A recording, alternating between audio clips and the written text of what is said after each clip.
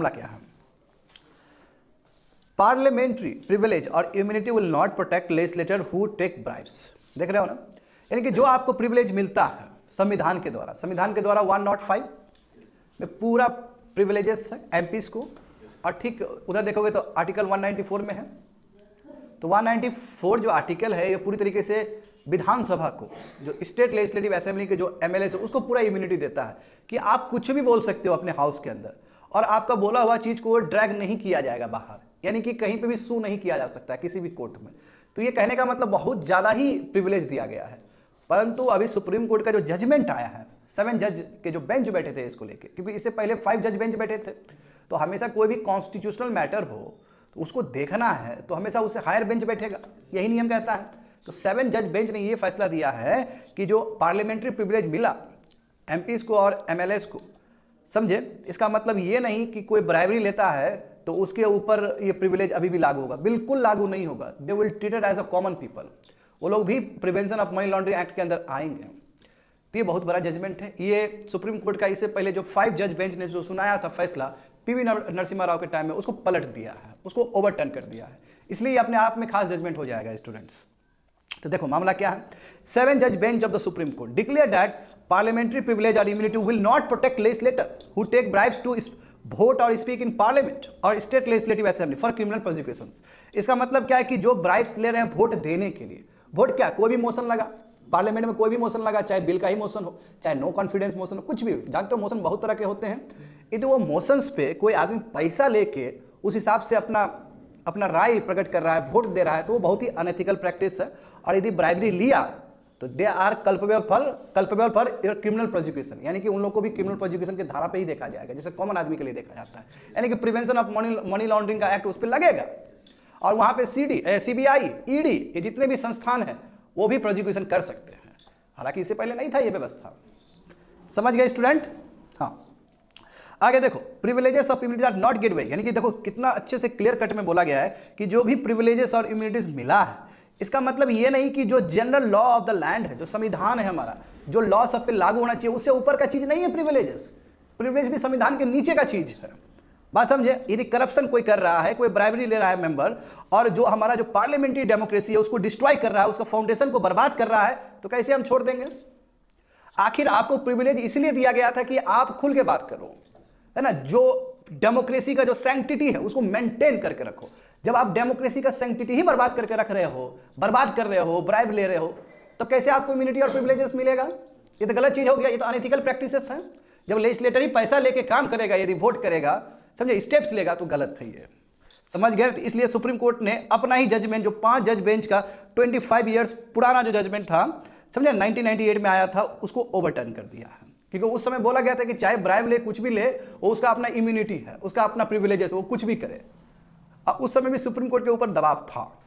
दबाव इसलिए था स्टूडेंट, समझो, यदि मान लो कि मेंबर्स ऑफ पार्लियामेंट या एमएलएस के ऊपर ब्राइबरी केस हो जाए, तो फिर जो हम कहते हैं, जो सेपरेशन ऑफ पावर का जो कहते हैं, वो धूमिल हो जाएगा।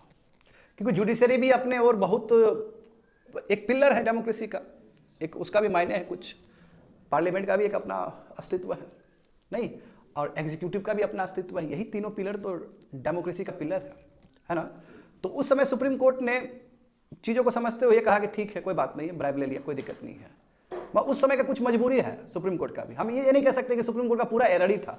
सुप्रीम कोर्ट ने जो पार्लियामेंट का जो सैंक्टिटी है उसको मेंटेन करने के चक्कर में, हालांकि उस समय प्रूव हो गया था कि ब्राइबरी लिया गया है, उसके बावजूद भी सुप्रीम कोर्ट ने जो प्रिविलेजेस है, जो इम्यूनिटीज है, उसके ऊपर कोई चोट नहीं डाला था, कोई चोट नहीं लगाया था उस समय। बट अभी कहा इनफ इज इनफ, ऐसा नहीं चलने वाला है, समझ गए ना। देखो आगे बढ़ते हैं, तो क्या है ये आर्टिकल 105 क्लॉज 2 और आर्टिकल 194 क्लॉज 2। तो देखो 105 जो है वो एमपीज के इम्यूनिटी के लिए है स्टूडेंट, कि यदि एमपी कुछ भी बोलता है पार्लियामेंट में, या कहीं पे भी कुछ भी वोट करता है किसी भी मोशंस के लिए, या पार्लियामेंट्री कमेटी में कोई तरह का डिसीजन लेता है, तो उसको आप सू नहीं कर सकते हो किसी भी कोर्ट में। सिमिलरली यही प्रावधान तुम्हारा स्टेट लेजिस्लेटिव असेंबली को मिलता है आर्टिकल 194 क्लॉज 2 में, समझ गए। तो दिस 7 जज बेंच ओवररूल 1998 जजमेंट, तो जो 1998 में जो जजमेंट सुनाया गया था उसको ओवरटर्न किया है। तो देखो प्रेजेंट 7 जज bench headed by chief justice ने ओवररूल कर दिया PV Narasimha Rao versus state का जो केस था 1998 का। और इसमें कहा है कि यस कि लॉ इन्फोर्समेंट एजेंसी स्टार्ट कर सकते हैं प्रोसिक्यूशन करना, यानी कि सच में ही कोई ब्राइब लिया है, कोई सच में ही करप्शन कर रहा है, चाहे वो एमपीज हो चाहे एमएलएज हो, वो प्रिवेंशन ऑफ करप्शन एक्ट 1988 के तहत आएगा, समझे। यानी कि वहाँ पे प्रोसिक्यूशन करने के लिए कोई भी बड़ा बड़ा एजेंसी भारत में जैसे ईडी हो गया, सीबीआई हो गया, या इस तरह का जो भी सिमिलर एजेंसी है वो स्टार्ट कर सकता है, वो इन्वेस्टिगेशन शुरू कर सकता है उसके अगेंस्ट, समझे। तो आगे देखो हिस्ट्री क्या है, आखिर क्या हिस्ट्री था। तो देखो दो है, एक तो पीवी नरसिम्हा राव का है और एक तुम्हारा सीता सोरेन का भी केस है, समझे ना, दोनों अलग केस है स्टूडेंट। तो सीता सोरेन का केस देखो, सीता सोरेन एक मेंबर रही है झारखंड मुक्ति मोर्चा का। झारखंड मुक्ति मोर्चा जान रहे हो, जो झारखंड में भी रूल कर रहे हैं पार्टी, हेमंत सोरेन का पार्टी है वो, समझे।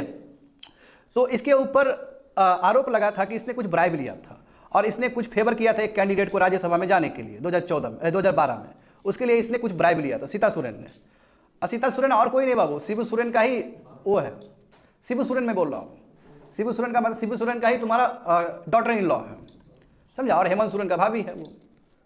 क्यों, जानते हो इसका स्ट्रक्चर, समझ पा रहे हो ना। तो इसलिए सीबीआई ने चार्जशीट फाइल किया सीता सोरेन के अगेंस्ट, क्योंकि जो सब्सटेंशियल जो प्रूफ चाहिए वो मिल गया था। अब देखो क्या हुआ, 2014 में झारखंड हाई कोर्ट ने डिसमिस किया मिस सोरेन का प्ले कि नहीं, आप आरोपी है तो आरोपी है, आपके अगेंस्ट चार्जशीट फाइल हुआ है तो चार्जशीट फाइल हुआ है, हम आपके केस को बर्खास्त नहीं कर सकते हैं।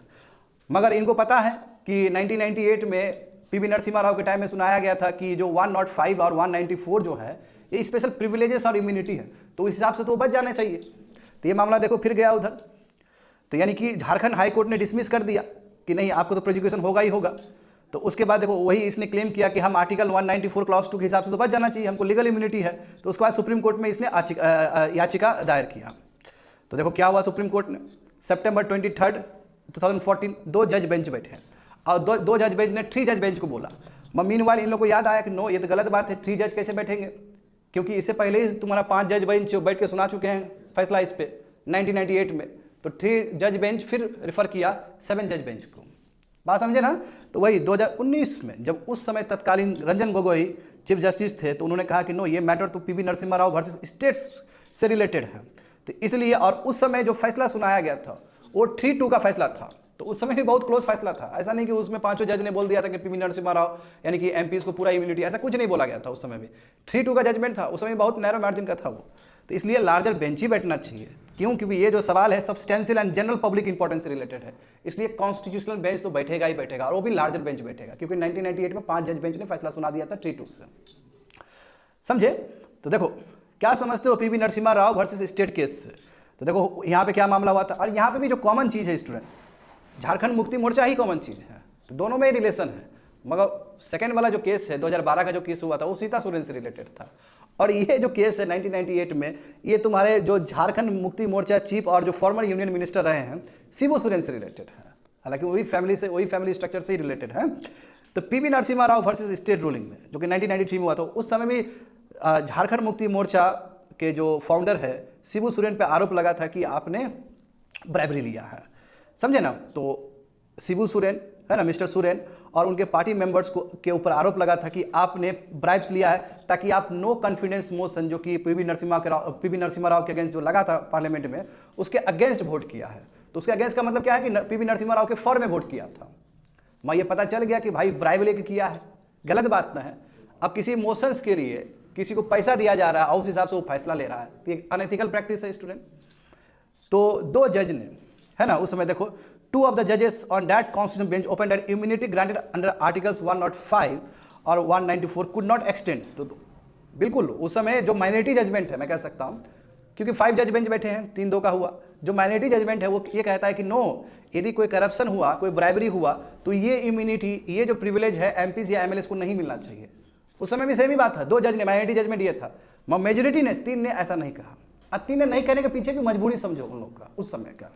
हाउएवर देखो मेजोरिटी जजमेंट क्या था कि नो, ऐसा है कि यदि हम कह दे कि किसी भी रीजन से आपका इम्यूनिटी और प्रिविलेज जा रहा है, तो ये narrow construction of the constitutional provision होगा, यानी कि संविधान में इतना अच्छा प्रिविलेज दिया गया है एमपी को, एमएलएस को, और हम यदि इस तरह का इंटरफेयर कर दे कि नो, आपको ब्राइबरी के ऊपर आपका केस लग सकता है ना, करप्शन यदि दोषी पाए गए तो आप पे केस लग सकता है, तो जो संविधान में जो प्रोविजन दिया गया वो डाइल्यूट हो जाएगा। ये मेजोरिटी ओपिनियन है। तो इसलिए नहीं चाहते हुए भी, समझे, नहीं चाहते हुए भी मेजोरिटी जजमेंट ये था कि ठीक है, इम्यूनिटी और प्रिविलेज एमपीज और एमएलएस एंजॉय करेंगे। ये मजबूरी है सुप्रीम कोर्ट का, क्योंकि सुप्रीम कोर्ट ने ये समझा कि सेपरेशन ऑफ पावर बहुत इंपॉर्टेंट है, जो भी पावर दिया गया है संस्था को वो एंजॉय करे। बात समझे ना। उस समय भी जो डिसिडेंट वॉइस जो था, यानी कि जो माइनॉरिटी ओपिनियन था, वो काफी हद तक अभी 7 जज का बेंच का पूरा मैच कर रहा है। बात समझ पा रहे हो ना। तो इसलिए कहा गया कि हम यदि कोई भी क्रिमिनल प्रोसिक्यूशन स्टार्ट करते हैं तो इसे जो संविधान में जो दिया गया है, कॉन्स्टिट्यूशनल जो प्रोविजन दिया गया, उसका उल्लंघन हो जाएगा, वो नैरो कंस्ट्रक्शन हो जाएगा, वो डाइल्यूट हो जाएगा, समझे। और इसलिए डिबेट पे, freedom of speech and expression पे असर पड़ेगा। इसलिए जो प्रिविलेज है, जो इम्यूनिटी है, वो एंजॉय करेगा एमपीज और एमएलएस। ये मेजोरिटी ओपिनियन। तो देखो बहुत ही अच्छा सुंदर शब्द कहा है उस समय। देखो, the court rationalise this by saying it will enable members to participate fearlessly in the parliamentary debates and that these members need the wider protection of immunity against all civil and criminal proceedings that bear an access to their free speech और vote। इसलिए इन लोग को immunity और privilege मिलना चाहिए ताकि ये लोग अच्छे से फेयरलेस होकर डिबेट कर सके, समझे ना। डिबेट फेयरलेस होकर डिबेट कर सके, फेयरलेस होकर वोट कर सके। यदि इन लोग के अंदर डर रहेगा कि कोई भी क्रिमिनल प्रोसिक्यूशन स्टार्ट हो जाएगा हमारे अगेंस्ट, तो ये लोग ठीक से बात नहीं कर पाएंगे, ये लोग ठीक से डिबेट नहीं कर पाएंगे, ये लोग ठीक से डिसीजन नहीं ले पाएंगे। इसलिए मेजोरिटी जजमेंट का क्या रहा, क्या ओपिनियन रहा कि ठीक है, जो भी मिला है प्रिविलेजेस, वो प्रिविलेज बहुत ही इम्यून है, यानी कि ब्राइबरी हो, करप्शन हो, कोई बात नहीं है, इम्यून है। मत देखो अब ऐसा कुछ नहीं है। अभी देखो 7 जज बेंच ने ओवरटर्न कर दिया, और ये जो निर्णायक जजमेंट जो हुआ है, जो लैंडमार्क जजमेंट हुआ, ये 4 मार्च 2024 को आया है, जस्ट अभी कह सकते हैं 1 वीक पहले। समझ गए स्टूडेंट। तो इसमें देखो क्या बोला गया है, इसमें देखो कैटेगरिकली ये बोल दिया है कि इससे पहले जो 5 जज बेंच का जो फैसला आया था उसमें कमी था, एड है, यानी कि मिस्टेक्स है उसमें, समझे। क्योंकि हम इस तरह का ग्रेव एरर को परपेचुएट करने नहीं देंगे, क्योंकि ये ब्राइबरी करप्शन पूरा जो इंस्टीट्यूशन उसको बर्बाद करता है, दिमाग की तरह उसको खाता है, इसको हम आगे बढ़ाने नहीं देंगे। क्योंकि इसे जो रिप्रेजेंटेटिव डेमोक्रेसी है, इसे जो पार्टिसिपेटिव डेमोक्रेसी है, वो स्टेक पे आ जाएगा, वो खतरे में आ जाएगा। इसलिए हम ओवररूल कर रहे हैं, हम ओवरटर्न कर रहे हैं प्रीवियस जजमेंट को। सुप्रीम कोर्ट का ऐसा शब्द है। इसमें कहा गया है देखो कि the offence of bribe was complete the moment the corruption money was accepted. जैसे करप्शन मनी स्वीकार कर लिया गया, भले उसको भी मिले या नहीं मिले, बाद में मिले, हो गया, करप्शन हो गया। वो जब करप्शन हो गया स्टूडेंट, तो जाहिर सी बात है जो पार्लियामेंट्री डेमोक्रेसी वो फिर कैसे अच्छे से चल पाएगा, फिर कैसे अच्छे से डिबेट हो पाएगा, जिस चीज के लिए संस्था बनाया वो संस्था कैसे काम कर पाएगा। तो culpability of the legislator did not depend on whether he actually deliver for the bribe giver on the floor of the house. जो नहीं कि उसको डायरेक्टली मिला, हो सकता है बाद में मिले उसको।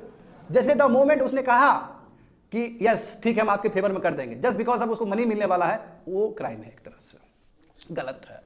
वो जो फाउंडेशनल वैल्यूज है डेमोक्रेसी का, वो बर्बाद कर रहा है। आगे देखो, तो legislator will face criminal prosecution, समझे ना। यदि कोई स्पीच दिया, कोई वोट दिया है ब्राइब गिवर के पक्ष में, तो उसके ऊपर क्रिमिनल प्रोसिक्यूशन होगा ही होगा। They will treated as a common people, क्योंकि लॉ ऑफ द लैंड से कोई बड़ा नहीं है। समझ गए स्टूडेंट। 3 नंबर। 4th देखो, ब्राइब लॉ मेकर्स, क्योंकि देखो जब लॉ मेकर्स ही करप्शन करेंगे, घूस लेंगे, तो जो कॉन्स्टिट्यूशन का जो आइडियल्स, जो एस्पिरेशन, वो तो पूरा बर्बाद कर देगा ये, समझे। और जो रिस्पॉन्सिबल जो रिप्रेजेंटेटिव डेमोक्रेसी होना चाहिए, वो पूरा डिस्ट्रॉय कर देगा।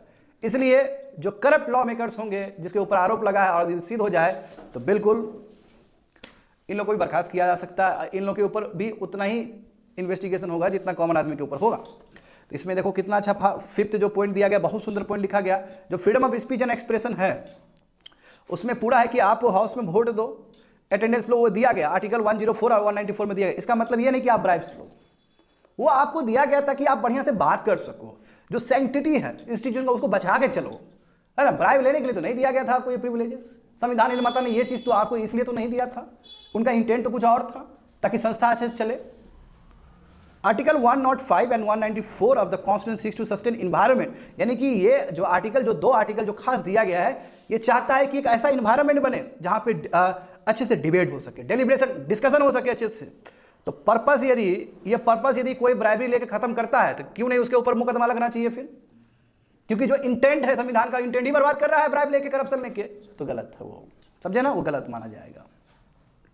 तो देखो student, the shield of immunity, जो भी आपको इम्यूनिटी मिला है, पार्लियामेंट्री प्रिविलेज मिला है, उसको 2 सर्कमस्टांसेस में चेक किया जाएगा। हाँ, इसको बोले 2-fold टेस्ट कहेंगे। एक तो ये है, क्या लेजिस्लेटर का जो एक्शन है, क्या वो डिग्निटी और ऑथोरिटी ऑफ हाउस को बचाने के लिए काम आया है। यदि डिग्निटी और ऑथोरिटी हाउस का बचाया जा रहा है, तो बिल्कुल वो करप्ट नहीं है, नंबर 1, समझ पा रहे हो ना, नंबर 1। और दूसरा क्या है, क्या जो freedom of speech and expression है ना, या क्या उसको ठीक से एक्सरसाइज किया गया। यदि आप फ्रीडम ऑफ स्पीच के नाम पे कोई ब्राइब ले रहे हो तब तो गलत है, आपको पूरा इजाजत है। फ्रीडम ऑफ स्पीच कहाँ पे, एक्सप्रेशन कहाँ पे, प्रोटेस्ट कहाँ पे, पार्लियामेंट के अंदर और सही चीज में, है ना, लेजिस्लेचर के अंदर और सही चीज में। तो ये 2 टेस्ट है। पहला टेस्ट क्या है स्टूडेंट, पहला टेस्ट क्या होगा कि आपने डिग्निटी और ऑथोरिटी ऑफ द हाउस का ख्याल रखा, नंबर 1। और दूसरी बात है कि जिस चीज के लिए फ्रीडम ऑफ स्पीच मिला, प्रोटेस्ट मिला, फ्रीडम फ्रॉम अरेस्ट मिला, क्या वो सही चीज आप कर पा रहे हो। यदि आप करप्शन कर रहे हो और बोल रहे हो कि हमको अरेस्ट नहीं करो तो गलत बात हो जाएगा, समझ गए ना। इसलिए parliamentary immunity would kick in only if, यानी कि तभी होगा जब आप रिस्पॉन्सिव डेमोक्रेसी, डेलिब्रेट डेमोक्रेसी और क्रिटिकल डेमोक्रेसी के साथ आप काम कर रहे हो, तभी पार्लियामेंट्री प्रिविलेज और इम्यूनिटी आपके ऊपर रहेगा, लागू रहेगा। यदि आप ऐसा नहीं कर रहे हो तो पार्लियामेंट्री प्रिविलेजेस, इम्यूनिटी आपके लिए नहीं है, समझे। तो इसलिए देखो कितना बढ़िया बात कहा गया है कि ब्राइबरी, कोई ब्राइबरी ऑफेंस में फंसता है तो एमपी भी उतना ही गुनहगार है, क्योंकि कोई भी अबव द लॉ नहीं है, समझे ना। 9 पॉइंट में देखो बहुत कैटेगरिकली बहुत अच्छे से लिख दिया गया है। तो इसलिए पार्लियामेंट्री डेमोक्रेसी के लिए जरूरी है, हेल्दी डेमोक्रेसी के लिए जरूरी है कि इन लोग के ऊपर भी प्रोसिक्यूशन हो। तो क्रिमिनल कोर्ट्स और हाउस ऑफ लेजिस्लेटर, अब देखो अब कई बार ऐसा होता है कि जैसे ब्राइबरी हुआ तो पार्लियामेंट्री कमेटी भी खुद ये फैसला कर सकती है, ऐसा नहीं, क्योंकि वो एमपी का बात नहीं, वो घर का बात है, लेजिस्लेचर का भी अपना घर का बात है। हम जानते हैं कि पार्लियामेंट के पास, विधानसभा के पास तुम्हारा जुडिशरी पावर भी है, दे हैव जुडिशरी पावर कि अपने मेंबर को पनिश करने का, तो उसके पास भी पावर है। और at the same time court का भी पैरेलल पावर है, तो कोर्ट भी यहां से उसको घसीट सकता है अपने तरफ। और एट द सेम टाइम यदि पार्लियामेंट खुद ही इस मामला को सुलझाना चाहता है तो फाइन है, वेलकम है, कोई दिक्कत नहीं है, समझे ना। मैं यहां से तुम्हारा ये जो एजेंसी है, ये जो इन्वेस्टिगेटिव जो एजेंसी है, उसका दरवाजा खोल दिया गया है। तो देखो डर तो होगा इससे, इसका यहां से प्रोस भी हो सकता है, कॉन्स भी हो सकता है। एक तो डरेंगे, कॉन्स क्या है कि जो सत्ता में है उसका दुरुपयोग किया जा सकता है। बात समझ में आ गया ना, ये एडिटोरियल्स।